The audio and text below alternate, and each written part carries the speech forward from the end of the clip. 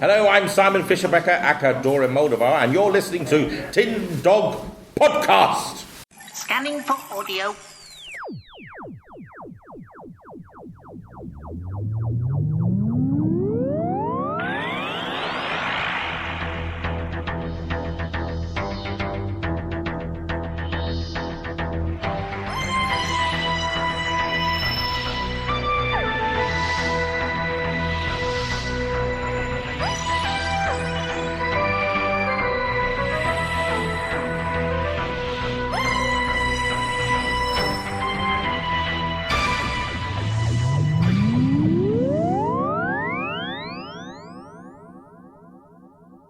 Welcome to another Tin Dog Podcast. At Whooverville 5, I conducted 3 interviews. The last of which is the one you're about to hear now, was with Simon Fisher Becker, the man who played Dorian, the blue-headed, dealer in curios. It was conducted with some marvellous colleagues from the Doctor Who Podcast Alliance. Enjoy. Hello, I'm Michael, host of the Tin Dog Podcast. This is... I'm Adam from Staggery Stories. And I'm Paul, one of the idiots responsible for the Pharos project. Yes. But we're all gathered around here to speak to someone who actually matters. And you are Simon Fisher Becker. I am Simon Fisher Becker, yes. And I follow any idiot anywhere. As we've spotted on Twitter. Oh, Lord, yes. You've got a bit of an account going there. There's no accounting for some people. There isn't. Because, you're awfully polite. You do actually reply to people when they follow you. And Well, I've got nothing else to do, isn't it, really? It's as if you're going, I can see you in the bushes. Yes, but just be careful of the thorns. Yes. Well, shall we begin with the ever-popular, how did you get your role in Doctor Who? It was just another audition for another show, but it was another audition, but this time for the show I've always wanted to be in. I always wanted to be the Master. You'd make a great Master. I would indeed.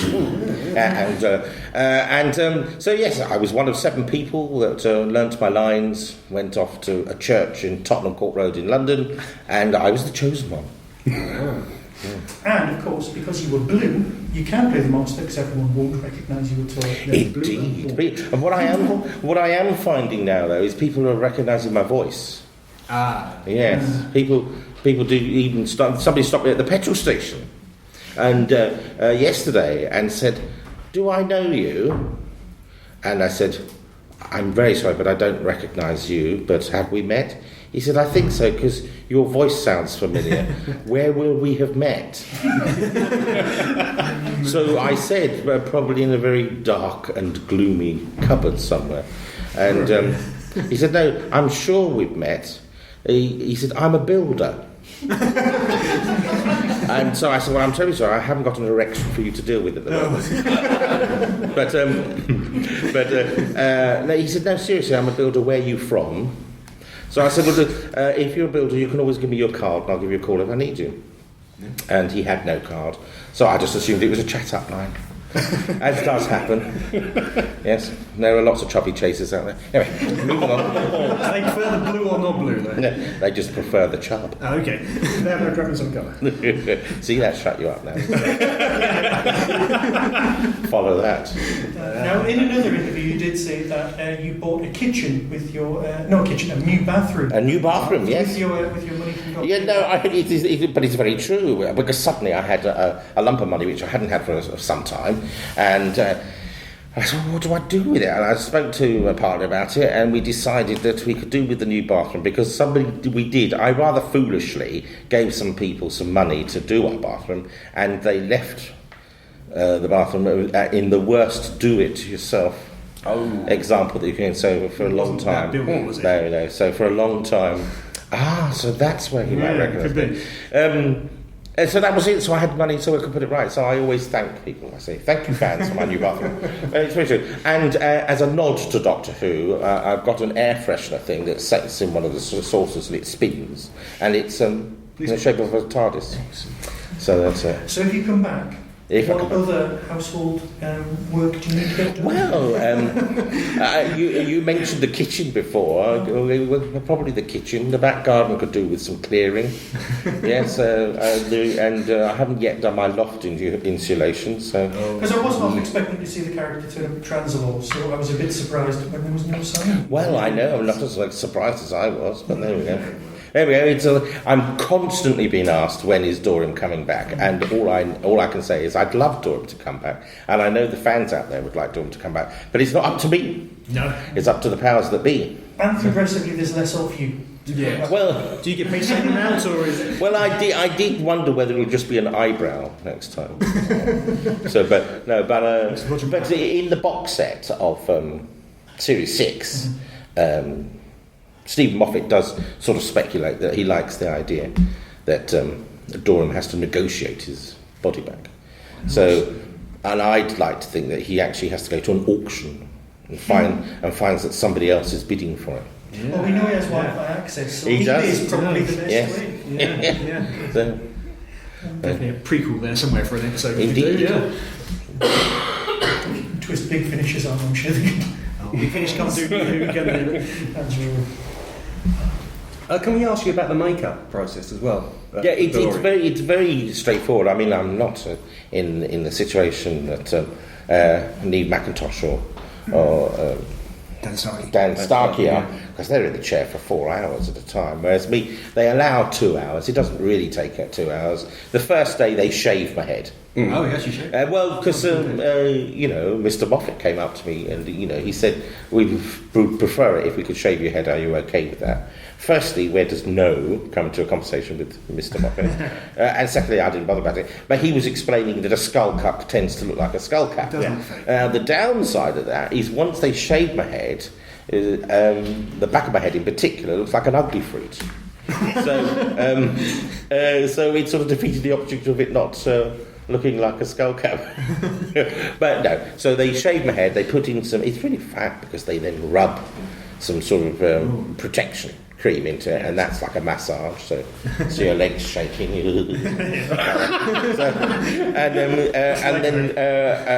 Then it's body paint.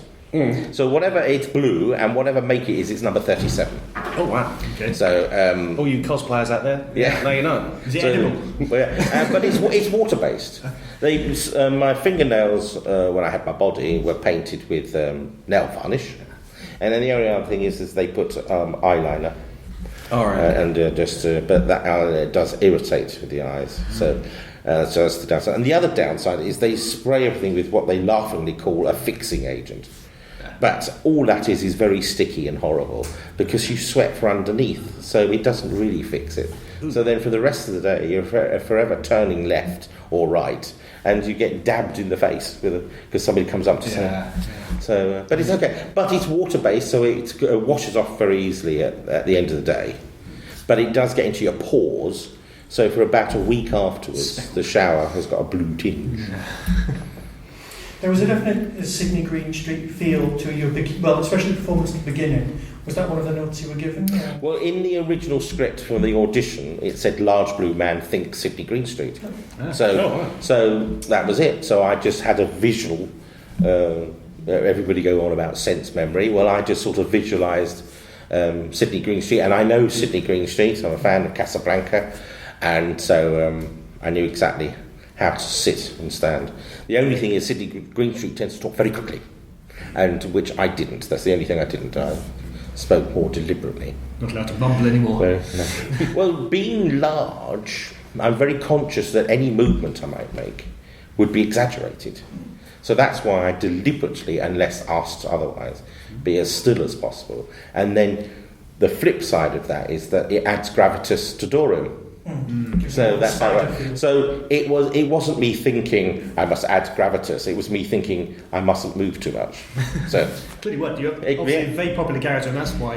it's amazing. I knew when I did my first day and they started putting the makeup on. I looked in the mirror and I said, "Yes, this is clearly a very striking character." But on my first day, it was only ever 6 lines in one scene. There was no idea that Dorham might come back.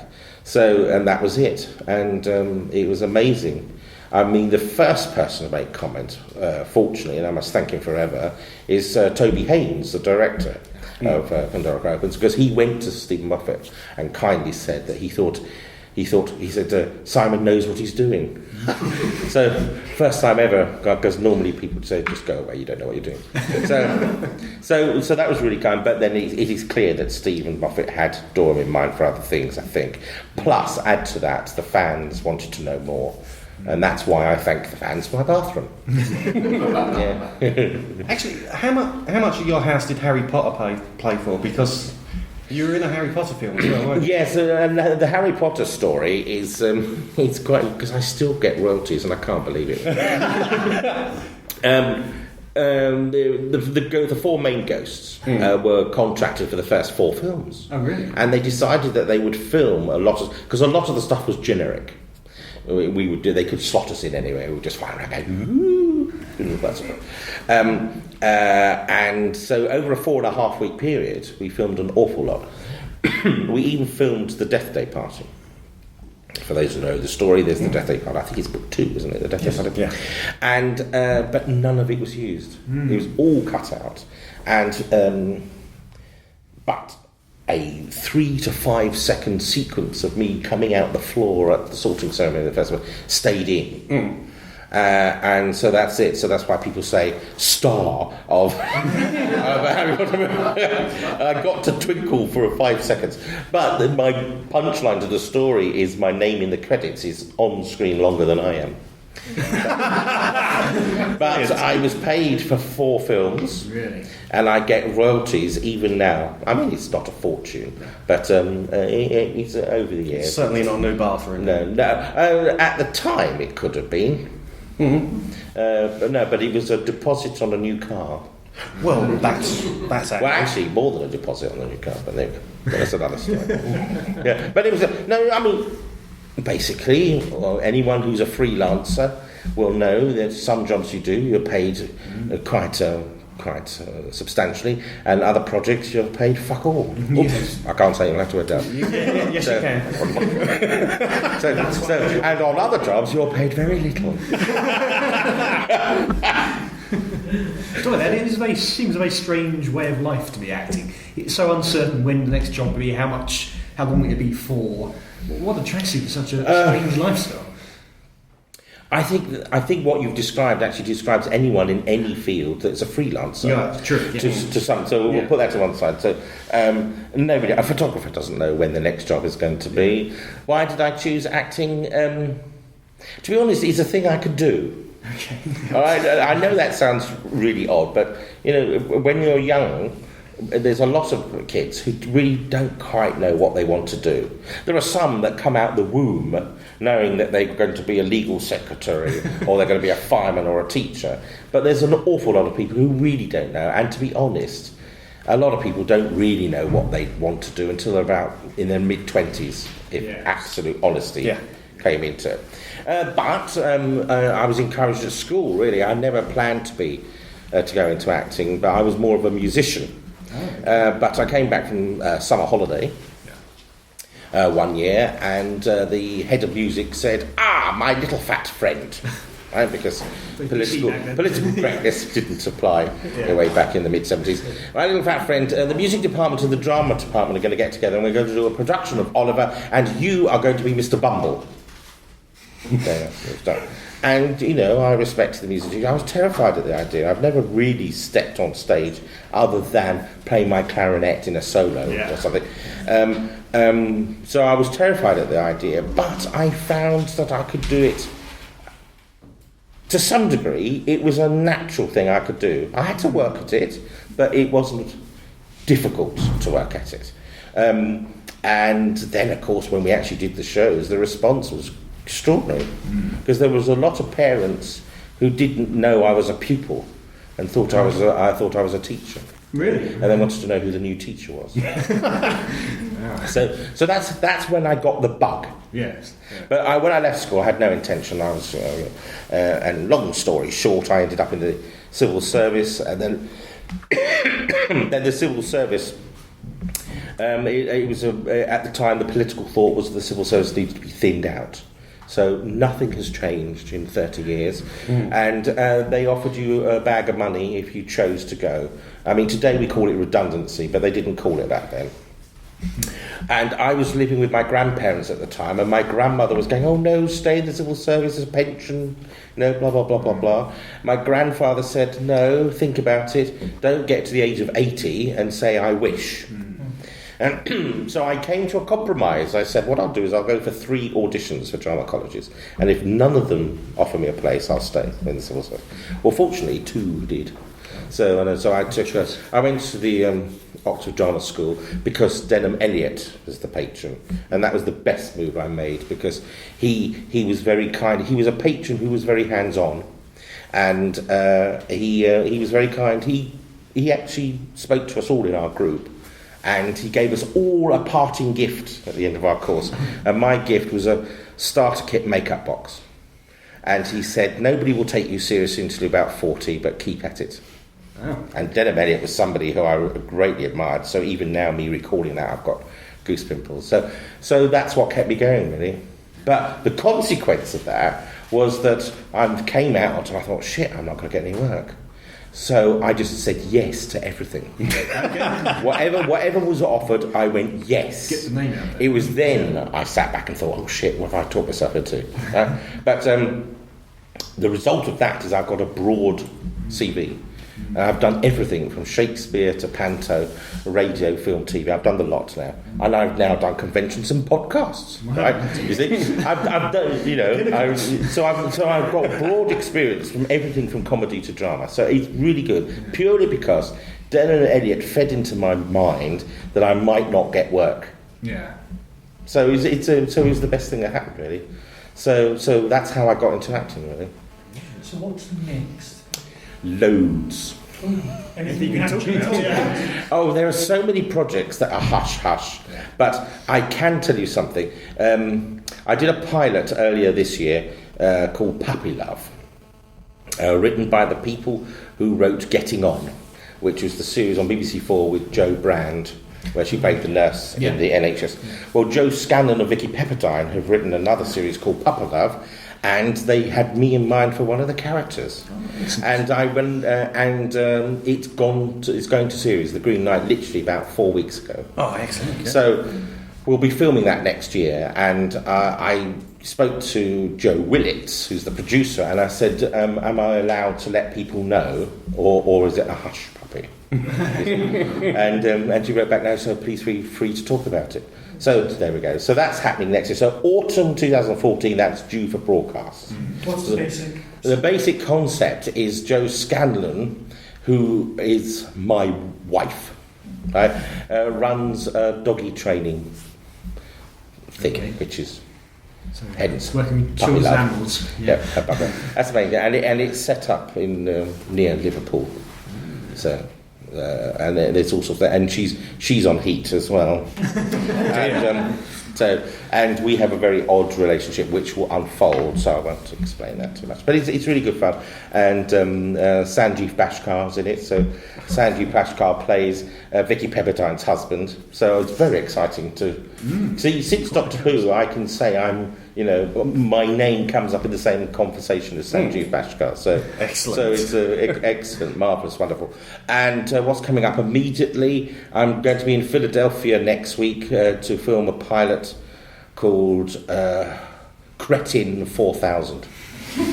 I'm sure they'll say it's Cretin. Yeah, of course. Right, but it's Cretin 4000, and you know as much as I do now, because they haven't sent the script. I'm flying out on Wednesday. Okay. I haven't had the script yet. Because the consequence of Doctor Who is that more often people just ask my availability. Right. And it can be quite short notice. Yeah. But what's really good is whilst I'm out there, I can fit in another con. So I'm going to be knackered. Because I love doing the cons. And I think it's the best part of Doctor Who for me, apart from the fact that I've been in it, right, is meeting all the fans and getting to talk to them. And I love it. And so I'll go and meet as many as I can. And I was... and it just is, sometimes you think, is there a guardian angel or is something... Because within a week of me being offered this thing in Philadelphia, I got this email from some guy introducing himself, as a booker, you know, and that he's got several events in the States. Would I be interested? Yes. And one's a bit short notice. Will we be able to fit you in? So I explained what I was doing. So, nightmare. And if anybody doesn't know, there's no direct flight to Salt Lake City. So I'm going to waste a lot of time there. But I've got to get to Salt Lake City, do a day or two there, and then go down to Philadelphia, do a day or two there, and then come home. So that's jet lag. Jet lag, yeah. But it's wonderful. And because of Doctor Who, I'm going to get to Australia. So I'm doing Armageddon and Culture Shock. So I'm really pleased about that because I've got friends and family who live in Brisbane. And one of the places we're going is Brisbane, so it's brilliant. So I'll fit that in as well. And then I come back, completely mad. I come back and land in London on the 29th of October and then fly out to New York on the 31st. And I'm saying, can I go to New York from New Zealand? No, it's more expensive apparently. Really? Go that way around. Yeah, to do that. But so there's that. What else is there? I've done the Christmas special for Vicious. Oh, really? Yes. Excellent. I'm just a voice behind the door. But and I work with Francis de la Tour. Now that's again purely because of Doctor Who. Because if any of you watch Vicious, there's lots of Doctor Who references. Oh yeah. And who can we have? But again, the way casting directors think, I have to be a fat boyfriend. So, and all they want to hear is the voice. So they can. Well, what fat actor can we have to be the voice? Whereas it could be anyone, could it not be the voice? But it's really great. And so I got to meet Derek Jacobi, Ian McKellen, Francis de la Tour. Oh, it's marvellous. So I can't complain at all. Thank you very much for talking to us. But that's all right. Thank you. Thank you.